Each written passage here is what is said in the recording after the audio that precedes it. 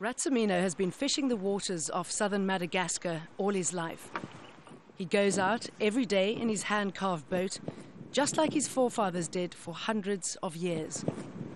But according to the locals who rely on fishing to survive, the size of the catch has more than halved in recent years.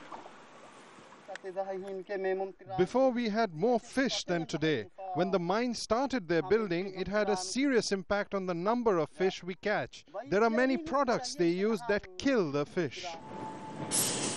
Ratsamino believes mining giant Rio Tinto is the reason. They're looking for ilmenite, the mineral used to give paint and toothpaste its white color, and found in great quantities in the sand. And while the effect of mining activities on fishing may be disputed, their impact on the land is much more direct and visible. During their 60-year lease, Rio Tinto will dig up 6,000 hectares of Madagascar's precious forest. Forest that is home to the dancing lemur, just one of 200,000 species that exists here and nowhere else on the planet.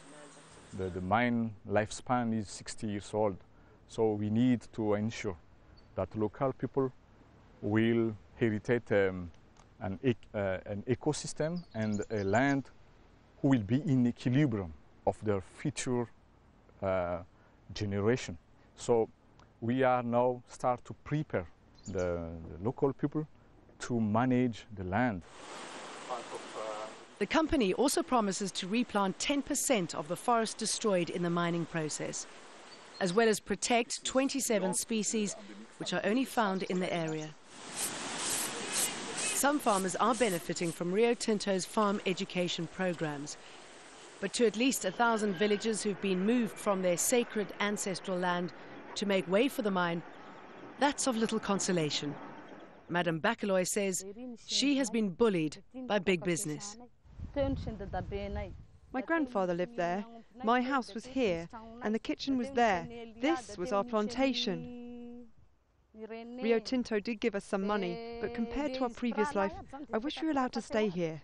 In the village, we have no land to farm.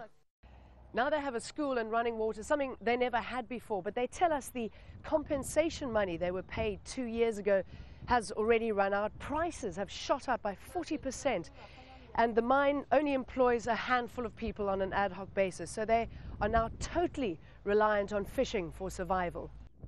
Their whole way of life has been changed by the impact of Rio Tinto on their environment. All 7 of the social and environmental agencies we contacted were unwilling to voice their criticism of the mine on camera, afraid, they say, of losing their government funding. But the villagers question if Rio Tinto will deliver to anyone other than their shareholders. Madame Bakaloy certainly doesn't think so. Jane Dutton, Al Jazeera, Fort Dauphin.